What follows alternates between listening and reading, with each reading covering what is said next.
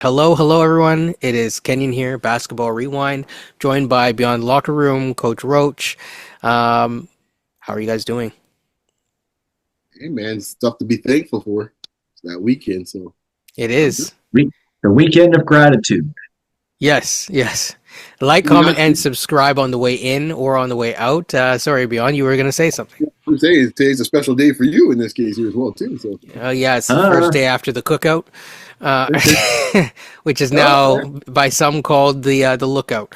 Uh, so, yeah. Uh, do you want me to sing? No, see, no, no, no. We'll just keep it moving No. on that. I guess Um, I get rid of the audience pretty quickly, I think. yeah, well, we'll just say this. This week, stay tuned. We might have a special guest, that will be on in the middle of the week. And he might have trained Kobe, LeBron, KD, CP3, and Vince Carter. So stay tuned for that. Hopefully, we get that out by Wednesday, which will be a couple days after this is posted. So, without further ado, let's get into it. We had another preseason game. We're now we're not 2-0. We're 1-1. We have the same record as the Pistons. From a preseason standpoint. Now, I'm not going to go to read too much into every single aspect of this game because it is a preseason game. But there is some stuff to glean from this. So I think we faced the Celtics twice, and we faced the Nets one more time until the beginning of the season. So it's coming up soon, and the schedule is now speeding up. So instead of like 4 days in between, is now like 3 days in between. So Raptors lost 113 to 95 to the Wizards. They were leading at the start, and then they were not leading at the end. Coach, I'm going to get your thoughts first, just on big picture thoughts before we dive into any specific takeaways from players. That was one of the worst preseason games I've watched in a very long time. I saw two pitiful teams play last night. And I hate to be blunt, but that's just the way that I saw it. Uh, you know, what was it?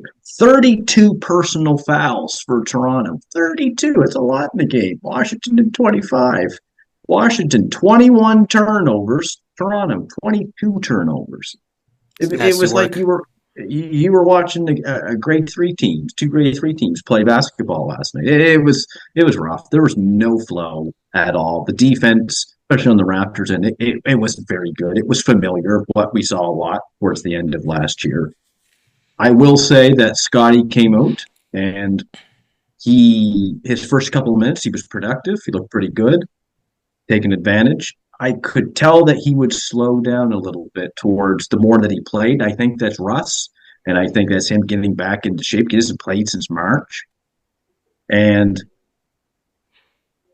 I'm not gonna lie, it was a really rough game to watch last night. It was game two of a preseason with these two teams, so I Back found to the back. refing it was back to back. Yeah, no, there were a few things. Chris Boucher again played well. He was definitely their best player last night, without question. 22 and 7, 3 or 4 from 3, 7 to 10 from the field. He looked really good, and maybe Darko brings him in off the bench because I know Beyond has said multiple times there's no way he is not in the top 8 or 9 of this team, and I believe Beyond's correct. And I'm hard on Boucher. I'm not too much of a fan of his game, but it's one thing I am a fan of is his work ethic.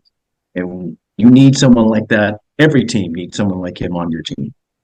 So Boucher was really good yesterday. I thought that Jamal Shed's intensity, it's there, it's coming. It's just nice to see from a point of attack guard. Him and Davion Mitchell are making point of attack defense great again. That's what they seem to be doing. So it's really encouraging to see that because I know Hey, we're trying to make the Raptors great again too. we're trying to we're working on that. No, but Jamal Shea just plays at a level of intensity that it's really nice to see. He's got to work on the jump shot. He had so many open looks yesterday, and he could not hit them. So you know what he has to work on moving forward. I thought Davion was a bit better in the half court. He had a couple of nice hookups with Pirtle and Scotty on some screen and rolls. And I know we talked about this guy last season. Alex Sarr is pretty good. He's going to be a pretty good NBA player. It was I right know. yeah. Yeah, they started Sarr yesterday without Valanciunas, so he's playing center yesterday. I want to let the record know before you heard your coach, when we had our preview on SAR, individuals even on this podcast were concerned if he could play the 5. I said at the time, we're in a thin man's world, I think is the phrase I used. Yeah. I know. It's like, we got to get JV and we can get the game too. But please proceed, sir. Well, by starting Sarr on the screen and roll actions, he would pop. Pirtle had to go out and guard him, which opened up the court more because Sarr again hit 2 threes last night. Sarr's a good player. There was a possession where Scotty was trying to take him off the dribble, and he didn't.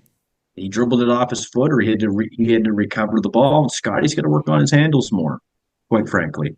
I know it's his first game back, giving him some grace on that certainly. But if you're going to be the man, you got to work on those handles a little bit more.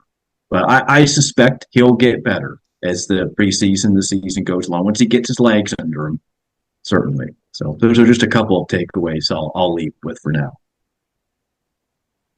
Yeah, I mean, I was going to make a bad joke. I might make it later anyways. But yeah, so in terms of Scotty, let's just start because that's the thing that everyone cares about the most. The handle did not look that improved. You're right. Maybe it's sea legs. Maybe he's still recovering from an epidural or something. I don't know. But it did, at times there was one time where he was driving it to the left and then, I'll get to the good in a second, but he was driving it to the left and then he kind of like lost control of it and then like brought it up and then it went like this. He's glad he didn't get called for a carry. Didn't have control of it. And then of course they swooped in with the double team. Anytime he's being double teamed, he's under a lot of pressure and you can see he gets very uncomfortable very quickly. Single coverage, he's okay, but he knows he's a smart player in that he knows if something doesn't work, he will shy away from it again. He's not going to keep going brick wall and try to keep fitting a square peg in a round hole. So that's a good thing. But you saw, like, for example, his primary defender started being Kuzma at one point, and then when he was trying to run pick and roll with Pirtle, he would kind of want to turn the corner, but Sarr's there on his right, and he's better going to the right, which is why Sarr is there on his right. And so he's like, I'll go to the left, but then his footwork, when he gets into the post, gets a little bit kind of iffy. And so he's like, so you would see him. These are good reps because the positive thing for those of you who are seeing this as a negative, the positive thing is these are the growing pains and you're seeing him figure that stuff out in real time. But then it's like, you really need him to be challenged more and more in this manner. 3-point shot wasn't working. What does he do? He starts hitting from the mid-range. That's what you need. He needs to be able to do it from a standpoint where the guy isn't just draped on him, just isn't sagging off of him. But I think he did a good job. So from that standpoint, there was some of the best Scotty buckets or possessions that I saw was him coming off a DHO, which I've said time and time again, where he's not good with his first step, but you get him going with a freight train, get a guy on his hip, then he's good as he's already, has the momentum behind him to carry him through, and it's just a one dribble move. Anything more than like one, max 2 dribbles is where he struggles, and so that's why that downhill. So he had one very early on. I think it was his very first bucket of the game was DHO with Pirtle, and it worked perfectly, for that reason. And I'll probably put that up on the screen right about now. just so that people can see, him, catching the ball. It was on a broken play with Gradey, him catching the ball and able to go downhill. And that was a very powerful bucket. The other times was in transition where everyone's moving and like the defense might be sagging off or whatever. He's good. So I think his third possession down the court, he spotted Pirtle, boom, right down the middle. He does his little look away or whatever. Cool. If that works for you, and was able to score off that, solid, beautiful play, very easy, very, very good. The half court is where we're still struggling, so it's going to be a work in progress, especially with the injuries that we have. Whether it is, I know a lot of people are like, oh well, the guys will be back by the time the season starts, but that's time away from building chemistry on the court, and then you have to readjust again. So that's my overall thoughts. Alex Sarr was very interesting in this game, as well as Bilal, but we already know Bilal by now. I saw one where he was on Scotty, and Scotty got a step on him, and he caught up to Scotty, then got around Scotty, then blocked Scotty, all in one, maybe two strides. It was really impressive. That he's a longer term project from an offensive standpoint, sure.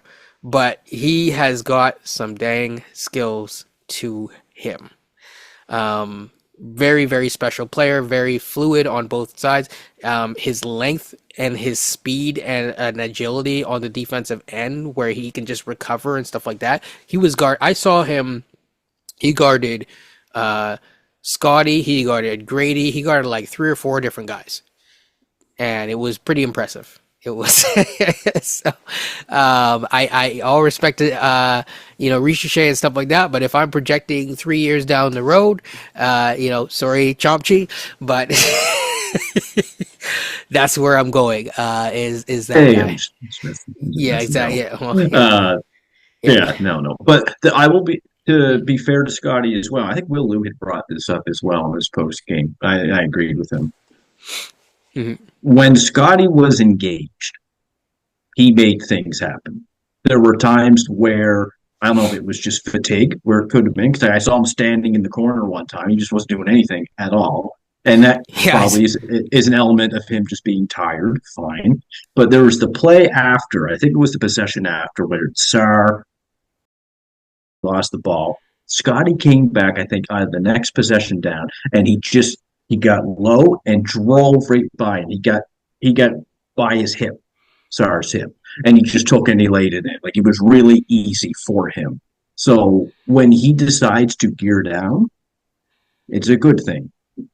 And I really hope while he gets back into shape a bit more that you see more of that from him, because they're going to need it. Yeah. I mean, and I again, my thing with Scotty is this, right? Like, you're going to be the primary. You're the alpha and the omega right now. So everything begins and ends with you, and that's where those 5 turnovers come up, right? You got to be a lot better and not just get it, on the catch where you're going down low, but you have to be able to create that advantage. Sorry, Coach. I just want to say this one thing, because we know we have an audience out there who are big Scotty Barnes fans. When you hear a coach, I'm not talking about me specifically, when you hear people talk about Scotty's game, consider it a good thing. It's when we're not talking about him, you better damn well worry. Yeah, because we don't really talk about Ochai like that. So no, exactly. So when you're the number one guy and we're talking about it, consider it a good thing. The good and the challenging right now. And I tell that to every player that I've ever coached. If I'm not talking to you, be worried. Yeah. Maybe I just don't care as much anymore. Even still, so I'm seeing the one that I think that you were talking about, right? And again, I might put this up on the screen as well. And it's him against Sarr, and that was in transition again, right? Where the court's open, and he just decides to just put on the Jets and just go. That is where he's going to excel right now, but he has to find other ways, or the coach will have to put him in better positions to be able to succeed. Already talked about the one with him going downhill off a DHO. What was the other one? It was his second last bucket. It was an assist off Mitchell. He did what? He ran a pick and roll with Mitchell, Yep. and Mitchell went out to the top of the arc, and kind of brought his man with him. He rolled down towards the baseline, not exactly angled towards the hoop, just down towards the baseline, and boom, catches it and had a wide open thing to go right up strong. That's Yep. going to simplify his offense. That's what I would suggest. It sounds counterintuitive, but we don't have a lot of creators right now, even with RJ there. And so simplify his offense. And if you can get one or two things that he does and he can get at I'm going to use LaMarcus Aldridge's terms, 60% level, right? If that him rolling and get that proper, I'm not saying he's chomp shoe, like just learning to plant his damn foot, right? But if he knows where to roll and knows all the angles and also knows how to adjust within those, he will be that's where you can get up to 25 points a night. Easy. Like that. Yeah. Yeah. And this last point on Scotty, because the audience might think that maybe I've been a little unfair on him because it's game one. I understand it's game one. When he was playing in the first part of the first quarter and the first part of the third quarter, he was aggressive and he looked great. Mhm. It's when the game went along, and I think it's fatigue setting in because he hasn't played much. That's where he's going to have to start having more gains in his development throughout the year of being the guy. Going to have all the attention on him. I do think RJ and quickly will open up more for him, for sure. That'll make it a bit easier. But Yeah. he just needs to, it's just more consistency, and I think it will come with time. I also think, Shed, to your point, does need to be a better 3-point shooter. I'm going to talk about Gradey, though. There's one moment where Gradey needs to be more decisive coming off screens. So he came off this one screen from Pirtle, and it's like he was a little bit slow on deciding to like even pump fake it or go up with the shot. And it's like, dude, like the defense hasn't shifted yet, except for your defender, but just drive it then. Right? You don't think you have the shot. You know your timing. You know where the guy is in your peripheral vision. Just go for it. And it ended up, I'll probably put that on the screen too, but it ended up in not so nice, possession. But these are the types of things, again, as I keep saying, if you're on the pathway to a championship, right? Whether you're trusting Masai or whether Masai may not be here no more and pulling a Magic Johnson, right? Fair enough, but you need to build this chemistry. You need to build this. You just need to, build back better again.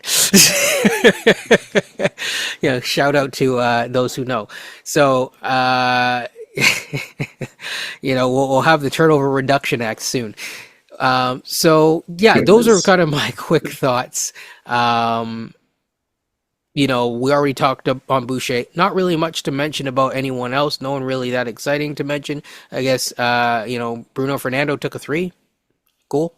I don't know. Mogbo did Mogbo things. The point of attack defense was headed, again, by Davion and at times by Ochai. So that is interesting because when you have everyone healthy, other than there's going to be Quickly, but Quickly is... He has the tools, but hasn't shown he can be a good defender. Is it RJ? And that's an interesting thing. So, any final things by you guys? Well, I'll get my shots in here. I did not watch the game, but I'll just say from a bigger standpoint of how thin this talent is. Because if two guys get hurt on this team, you saw what that starting lineup looked like. Mm-hmm. I posed that question to you guys yesterday. If we started the season with this lineup, is this arguably the worst starting lineup in the league? I would say yes. And if that is the case, with just 2 injuries, I'm not even counting Kelly getting pulled out for just for rest reasons, whatever the case may be. But even Kelly gone, he actually plays into my point as well too. If he's out, and like Kelly's no world beater in this case here, but if he's out, look at what the front line looks like. Like folks, I want some folks to get reality when people are talking about possible 6 seed stuff and strong playing team. Like, guys, man, let's be real about what we're talking about here. As far as Gradey and your observations about Gradey. I heard Sam Mitchell was going off. dude. Sam Mitchell I was driving this afternoon, and Sam Mitchell was kind of joking about these two teams in this case here about where they're going to sit this year. So just so folks realize where people see these teams, I think as far as Gradey goes, like sometimes I really think sometimes this coach gets into some guys' heads. And I think if Gradey had a different type of coach that just said, hey, man, green light for you. There's not too many guys on this team that require green light. Gradey's one of those guys that instill confidence in him. Don't think about it. You got a chance to shoot. And what I think has happened with Gradey is that Gradey's out here thinking too much. That's what it feels like to me. Oh, should I shoot this time? Oh, you know what? I'm supposed to run the offense a certain way. Coach wants me to do it, so I'll do that. Instead, some folks are built just to shoot. Like I would rather have a mediocre shot attempt from Gradey Dick than having an open shot from Davion Mitchell. Right. Okay? I'll take that chance. So if he's fading away from 17 feet over some dude, I'll take that chance over Davion Mitchell, in this case, wide open from 20 feet. I still like that option better. Now, I think at this point here, it's going to be interesting to see, and you mentioned it with Scotty. I said last week, the interesting part, and you kind of touched on it here again, but it also plays in this. What I give Scotty credit for, Scotty knows his limitations. He does. And in this case here, I said last year, I said when you started last year before you got hurt, you start to go into the post. I am sure that's not in the script in this case for you know who, because we don't believe in post play. But he went into the post because he knew in this case here that three ain't popping like it was. That's why he's going into the mid range at this point. Exactly, which he's right to be doing. And people were already complaining about it, but it's like no. He needs to find something that he's comfortable with, and then go from there and build out his game. Even if it could take a week, 2 weeks, 3 weeks, could take the whole season. That's what's needed. Right. You and I said so. And just for folks that think I'm all down with Scotty Barnes in this case, I give the kid credit in this case because he understands his game. He was working on, in this case here, a nice little turnaround the post. It was going to last year with Nick Nurse. He started going to it late in the season. I was like, okay, we got someone we're working with. Summertime, he started working on it some more. He's going to work a counter with up and under in case someone beat him on that. Do we see any of that at the moment? No, none of that almost in this case here. Instead, he's out here jacking up 7 threes a game as if he's Klay Thompson, right? And what these things do, be it Gradey's example or Sky's example, you mess with their minds in this case when it comes to their confidence. Because now he's out there, he's 0 for 5 for 3 now, and now he's wondering where I'm going to get a bucket from. Yeah. Well, if he knows what his bread and butter is, he can start from there and build out from there. Ergo, same thing goes with Gradey. But no, we got them out there doing all sorts of other crap they shouldn't be doing. And it frustrates me in this case here. And folks want to jump on me in this case saying, oh, I'm down on the Raptors. No, what I'm down on is stupid philosophies in this case that don't make sense. That's what I'm down on.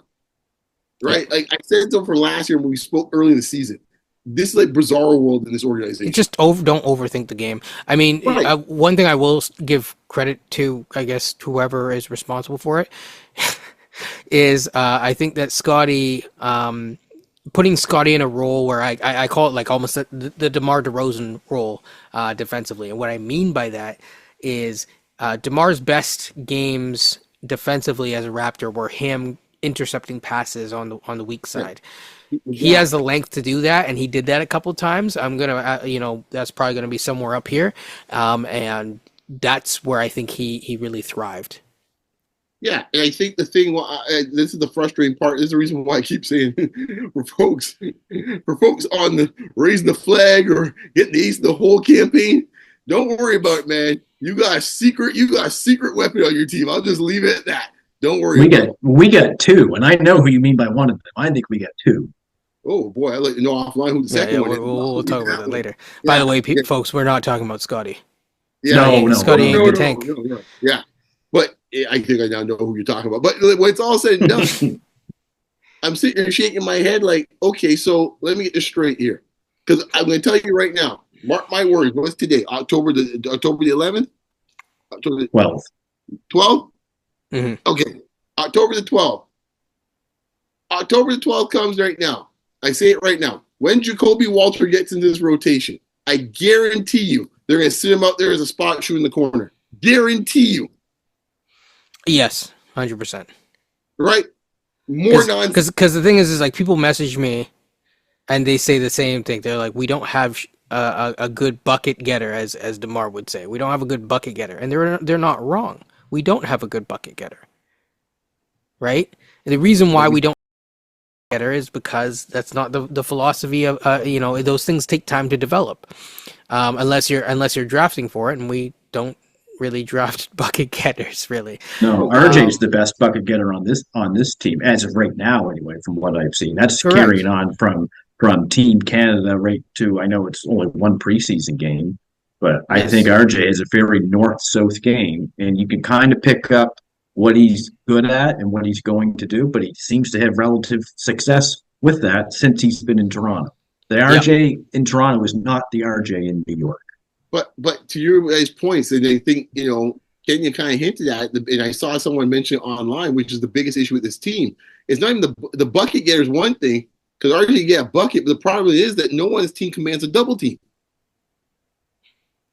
So if you don't have anyone commands a double team, when you get the half-court offense, it's going to get real tough for you to get good looks. Because no one respect anybody say, boy, I got to really bring a second guy over here. Nobody. Yeah. And that to me is the problem. The mindset with the offense is that they assume in this case here that the offense could generate so many good looks because they think they have so many scoring threats off the movement. And NBA defense are going to say, you know what? I trust my guys. You need like a Donovan Mitchell. Right, exactly. Like that's where this works, where it's like, oh, right. damn. Any sort of high octane offensive player. So when I'm looking at there's a defense, like, yeah, I'll just switch my guys. And I'll bet on any of your guys to hit a shot over my guys. Yeah, because you have sometimes Pirtle was out there at one point, and he was like the safest option to not turn over the ball right away. And it's like that again. This is putting Pirtle up. That's elevating him above where he should be because that's not what Pirtle. He didn't prep for that. That's a win for the defense, right? I mean, it's no different in this case here in any sport. If I'm playing football and I don't want your top receiver to get any touches, I'm double teaming him or shading towards him. And I'm going to say, hey man, you can beat me with the slot guy. That's a third option on offense. Knock yourselves out, guys. Yeah. Same thing in hockey. I'm not going to let your score towards there. If your third line could beat me, knock yourself out, guys. And in this case here, it's Pirtle. Knock yourself out. If Pirtle's your best option, you've lost. Yeah, I'll finally. At the same time, too. Yeah. With Gradey didn't have a good game yesterday. I'll be frank. I was about to get to that. His first game, I found he was more aggressive, more in control. This game, like you said, beyond, it was like he was trying to find his offense. He didn't know when to shoot or where to shoot at times. He made his first threes of the preseason. I get it's only game 2. We need Gradey to be that 13 to 15 point scorer per game. And I think he can do it, but that's where this chemistry comes in handy. See, without Quickly and Barrett, Grady's fourth option on this team, in my opinion, on offense. I hear you, Coach, but I want to ask you as a coach in this case. We know this case. There's certain players in this case that don't need confidence issues when they tell them to shoot, right? Put in this case, example, Gary Trent Jr. No one has to tell Gary Trent Jr. to shoot, all right? That when we come out there, Gary Trent's going to get 14 to 15 shots up. It doesn't matter who's in the lineup. He's going to get those shots. Then there's other guys in this case here. He knows got the talent to do that and to score off of that type of volume. And somehow you got to prod them. Please take a shot. That is your shot. Don't pass up, in this case here, the Chomsky or whomever it might be. That is your shot, right? This is the thing I'm talking about, especially if Grady's going to play these second units, where he's going to have to be the first or second option of those second units. I can't have him out there passing up shots. And we got too many guys that like to pass up shots to this team, right? We saw this last year with Scotty, right? Well, a lot of bad second units. And granted, the units were stink. But how many times we watch Precious say, hey, it's my turn. I got this. And you're sitting around like, what the hell are you doing? Yeah, right? There's sometimes Precious will get in everyone's way. Even Dennis is like, dude, what are you doing? Right. I'm supposed to be here. You're supposed to be over there. Right. And in some ways, we got too many guys that want to be polite and say, oh, no, we'll just do this. And that's great for if you're the coach that want to run your offense and you have that zealot tendency. We are running the offense by hook or crook. But it's not working out all the time when you have the talent you have on you. You need a guy say, I'm going to go get you a bucket. Yeah. And it's a philosophy of Darko that seems like is impeding guys like Scotty and Gradey to get that next level. RJ, for example, you said, RJ's got no problem getting a bucket. RJ No, born and bred to get a bucket. He ain't trying. he's born to score. Yeah. So here's a question then, because Coach, you've said that you like the offense in general, like you like the improvement of the offense. I'm I wondering. like it better than Nurse's offense. Okay, so you like it better than Nurse's offense. I don't disagree. There's too much ISO. There's too much ISO in Nurse's offense. Sorry, continue. You know, although I do wonder if Nurse would have changed the system with different players, but you know, it is what it is. But that fine. You don't like you think that the offense is better, but if you could have the best offensive philosophy in the world, but if you're not optimizing the players within that, what is the point of that? They're Revlon stats. That's what they are. They're Revlon stats. Like Right. you can pass it all you want, but if you don't have the team for that specific idea, right? Like Darko said, I don't have Steph Curry on the bench. Well, we don't have Steph Curry on the bench. So And I've said I like the offense, but here's the problem. And Beyond has said this as well. He's a zealot to the offense. It's not just always it's Darko's offense, it's the half court offense. That's the Bible for us right now. It can't be all that all the time. Teams, and I've said this before, teams scout other teams really well in the end. You've got to have some ISO ball in that. I just thought Nurse took it to the extreme with ISO ball, especially putting it on Pascal and Fred so much. And that's where Fred wasn't the creator, and Pascal was underrated as a creator, but they needed help. But to be fair to Nick Nurse, if the bench was giving a bunch of 6'9" guys that can't dribble and can't shoot, what do you expect them to do? Yeah, because then you have to play the possession battle and slow it down. Right. Exactly. There's levels. Yes. That's my thing. Like I always said, I didn't like the ISO either. But like, if hey man, if you got lemons, make lemonade out of it, right? Like that's what I gotta do. Give the ball the offense if that's what it's gonna be in this case here, right? Now, that's Pascal was responsible for running the offense, scoring, guarding the best defender, making pop up in the stands, making popcorn. It was so much on him. And taking the change. Yeah. Out there with Thad Young, Chris Boucher, and Precious Achua, what the heck I'm supposed to do? So that's why I get concerned when I see people suggest that Scotty lifts this bench unit, because the bench unit is the best bench unit that we've had in a long time. But you know, when the bar is so low, like a damn limbo bar that no one can get under, it's just like I'm not expecting Scotty to lift up this unit into relevance. I don't. You could put LeBron James, he would complain. I'm going to say something very controversial. We've talked about online. He might retire. I'm going to say it straight. If anyone could come for me, they could put in the comments, whatever the case would be. Right now, as I see it right now, the three most important players on this team right now, Darko. in a lot of ways, is one is Pirtle. That's one. Two, Kelly Olynyk. Three, Jacoby Walter. And you say Jacoby Walter. People are going to take what you're saying in the wrong way. Right. Right. Because if all you guys that want to get do the march, the campaign for the play-in, you have to need for those three guys to play very well. Because my point is, in all three scenarios, there's no one on the team that can actually help or actually fill in what they do. If Pirtle's gone, we saw what happens. And I don't care. I'm no Pirtle fan. But it's a wrap in this case here. We saw it already. If Kelly Olynyk is gone for like 3 weeks, there is no one that can fill the type of role he fills on this team. It's a wrap, folks.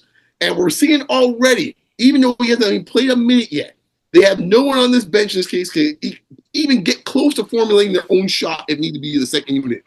All right? But Walter, if he comes out and plays, because no one else is doing that. Sorry, Mobo, I'm sorry. That ain't not working.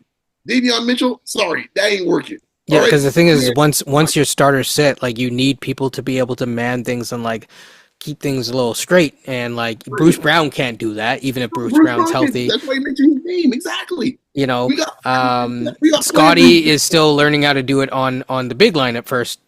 For starters, Gradey ain't on that level right now, and he's still figuring himself out. Quickly is trying to figure out whether he is a starting level guard. RJ, again, this is the first time that these guys have been alone, so there's a lot that they're figuring out. So to your point, the only guys that like routinely are able to like do a lot of the little things, not get frustrated as being young players and whatnot. Is that? I mean, Davion mentioned the other day, like even on this team, this is Davion Mitchell saying, "Yeah, this is a little bit strange, but I gotta step up as a vocal leader at times because of what we're talking about, right?" Yep. I thought everyone was all happy about Garrett Temple, but I've made my I've made my darn case. So. I heard Vince Yeah. Carter talking about that the other day with the interview, right? And it was a subtle point he had when he talked to the guys, with Devlin and Jack.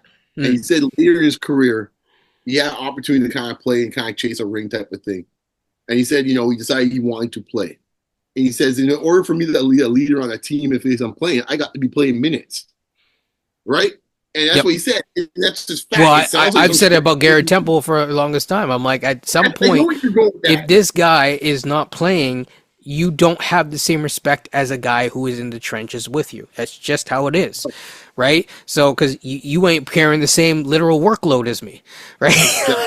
like Scotty might praise him and stuff like that, and the Scotty, acolytes and whatnot, like, oh yay, Garrett Temple, yay, Superman, right? We saw this last year, same thing. Rub him on the back and all this kind of stuff. Exactly. But taking up 2 spots. Yeah, but the second, at some point, it's like, yeah. I mean, there's decisions that you have to make still on this roster. Quickly, Davion Mitchell is a good example of one. If Davion Mitchell doesn't factor into the future because you have to pay him by the end of the season, he needs to be traded soon. Interestingly enough, it sounds shocking. He just got here, but that's the truth. So either you're deciding that you want this guy, or you got to ship him out. Next person. We got 3 guys down that list. We've got to trade out. We can't get one of them out. Oh, there's more. Oh, I know there's more, but but I'm saying the 3 that would be the obvious ones in this case here. Boucher coming back to life in this case at the moment, and of course in this case, it's Davion Mitchell's situation. But the reason why I mentioned Walter, as I said before, he has a unique skill set that if he's able to kind of get his own shot, which he's shown a little bit in summer league and in college, and he has a mentality to hunt his shot. Even if he can't lift that second unit, he could act as a multiplier on that second unit when it's rolling. They have no one else on this team really can hunt their own shot down, really, besides maybe RJ in certain circumstances. That's it. Because even think about what we're asking right now. It's a style of play. Yeah, right. Because even Quickly, we're not sold this Quickly to hunt his shot down. Quickly could be a bit of a system guy for all we know. Well, and before people with Scotty freak out, very simple. I'll use Scotty's favorite fans terms. He doesn't like to take tough shots. He likes to play perfect basketball. And if you're playing perfect basketball, there's going to be times when it isn't perfect. And then what do you do? And as his fans have pointed out, and I'm actually a Scotty fan too. I like Scotty, but as those who are in the pews are saying, I guess I'm agnostic in that comp. I'm agnostic. You're agnostic.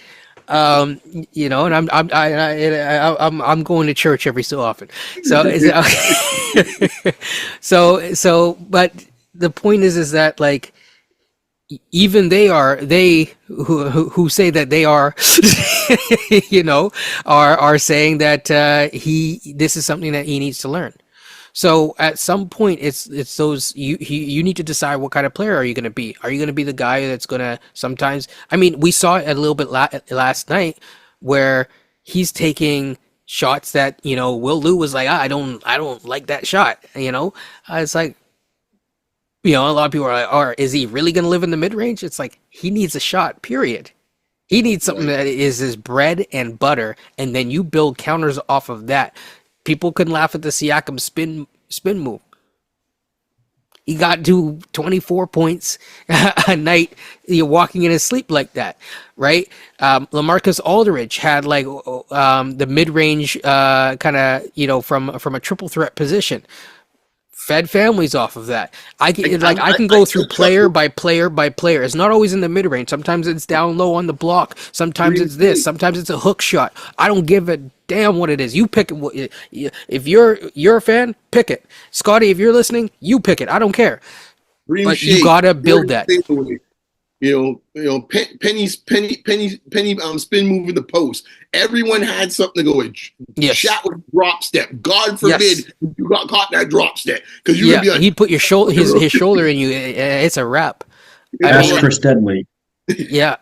In some ways, Giannis doesn't even quite fully have a go-to move. no, he doesn't. He wants to just No. drive to his right, and that's where he gets to the charges, and that's what happens Yes. in problem him late game, right? So like it's just raw talent. And in this that. Yeah, he's just like that fluid as an athletic specimen, and he's that long that he's able to just like, But he too. This is the former MVP. He too needs to work on his game. But you see, I see this right. This with Giannis. Giannis had something, but it's a little bit what we're seeing here with Scotty. The debate with him.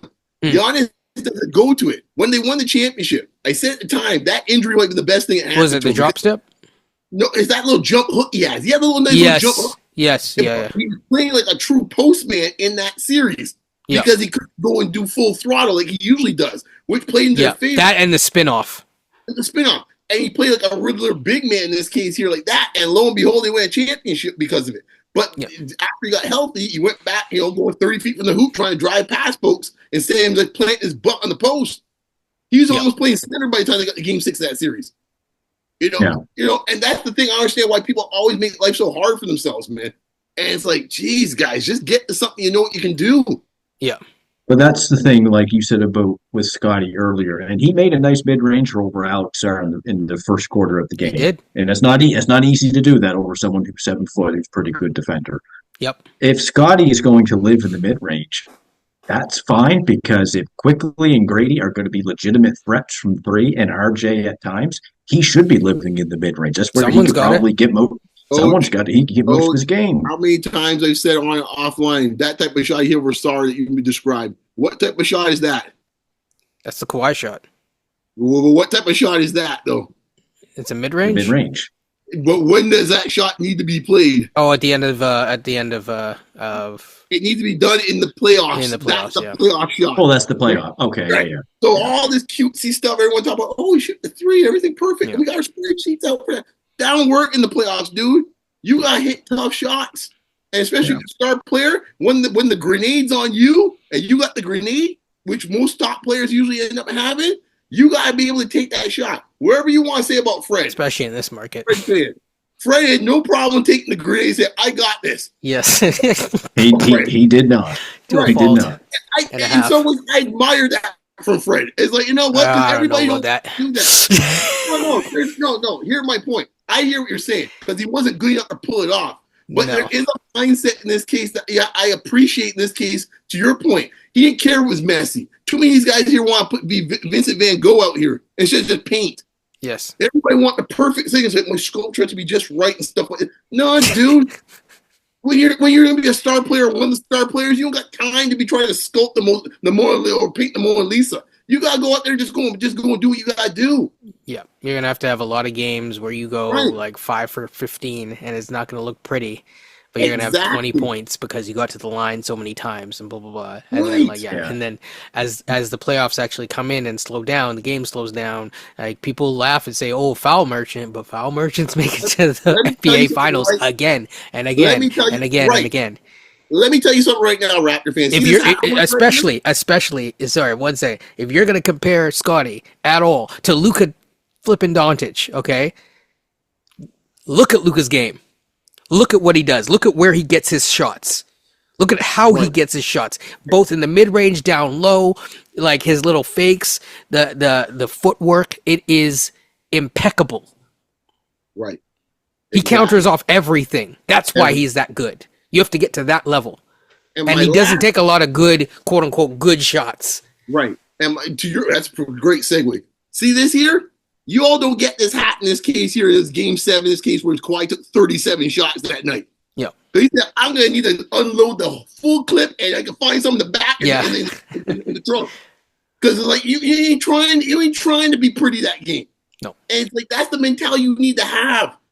You can say, well, you know what? I've taken 6 and I missed 6 straight. I'm good in game 7. That's okay. Let me see if I find someone. No. At that point here, Davion Mitchell or Quickly is not helping you out at that point. So, yeah. Yeah, go for it. Sorry, Beyond, you had said something earlier I found interesting. You mentioned about Walter. Look at what we're talking about. We're asking the 19th pick of a 19-year-old kid to basically be the guy off the bench to create offense for us. What does that say about our bench right now? Because we have no offense on our team besides about 4 guys. That's why. And he's probably one of the 4 best offensive players on our team right now. Unproven, but yeah, funny. potentially. We'll say potentially. Point. Like that's what you're looking at. That's why Gradey and him are such focal points because, like, when you look at it, the cupboard's pretty bare after that. It's not even like guys in this case where like you flip down. It's like okay, this guy's a decent offensive. Yeah, it's not player. like Mobo's going to be like relied upon to put up like 15 points a night. Like, right, that's what I'm saying. Come on now. They set up the situation to your point. As if we're trying to find guys like a just average offensive player in this case here, right? So take PJ Washington, right? Where you can say, okay, we don't have the top dogs like Kyrie and stuff like that. But you know what? On any given night, PJ might give us 25 on one night. There's nobody else on this team after you get past the first 3-4 guys that says, okay, Mogbo, Kelly Olynyk. Kelly Olynyk might get hot one night and turn back the hands of time, maybe. But I don't see that happening much. And you know what? I'll also say, like, as much as it's not about the preseason, it's more like we're looking at everyone's game and seeing what's needed to be successful. If you want to make the plan, especially to get like the 38 wins, like I've seen on like Bleacher Report or whatever, that's what's needed, right? Because that's near 500 basketball, and that's a different level than like where we were. To win 10 more games, regardless of the turmoil on the team, to win 10 more games, that's what's needed. So, to take a positive takeaway, like this again is learning, growing pains, I think. So that's, these are the things that you have to go through. I think even from a Scotty Barnes standpoint, and I said it before, but people this gets lost in it. Like, these are the things, these are the reps that you want him to see. Cause like he does actually, he'll try something once, he doesn't like it, he'll do something else. And that's how he's going to navigate finding what works. Yeah, I always say in this case, my final point is this: for Scotty and Gray specifically, I guess wherever Jacoby gets into this mix, I would say those 3 guys specifically, maybe quickly, but those 3 specifically. I just want them to go play the game and go with their instincts of what they think is the best shot for them. Yes. Right? Because there's too much thinking going on out here, to your point. That is my point I'm getting at. It's not about the players themselves. It's like I find there's too much thinking going on. It's like, well, is this the shot in the off? It's like, no, dude.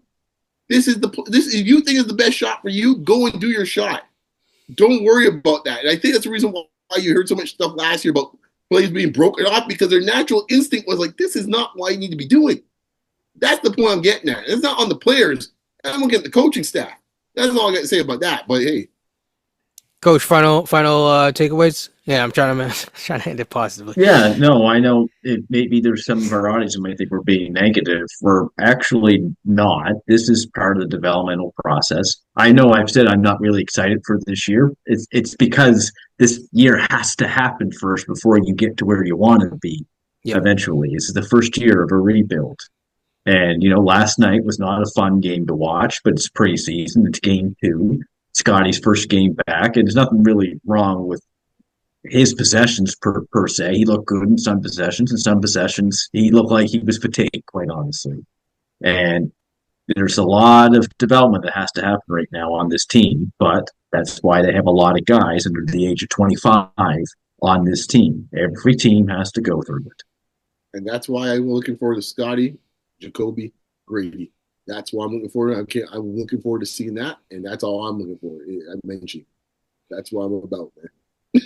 Absolutely. That's what I'm about. And I'm looking to see RJ build on his game from the summer with Team Canada. And by the way, Team Canada, you better call Keyshawn George right now. That guy's pretty good. We don't have a lot of 6'8" guys, in Canada. We're a country of 40 million people. Finding someone 6'8" wing player, it's not the easiest thing to do playing in the NBA. Yeah, knock down threes too. Yeah. Yeah. I'm excited for that as well. We will. We'll give you one blanket there for Raptor fans. Don't worry about it, man. We'll make it more. we'll actually get just because this is getting a little bit later, and I know everyone needs to go. It is that weekend, so I will say this: it's been fun. Like, comment, and subscribe. We'll be kind of wrapping up the WNBA stuff the next week, so stay tuned for that. Check out the upcoming interviews, and if you like this type of conversation, or if there's something that you want us to cover, put it down below in the comments, and stay subscribed. All right. Thank you, everyone. Take care and peace.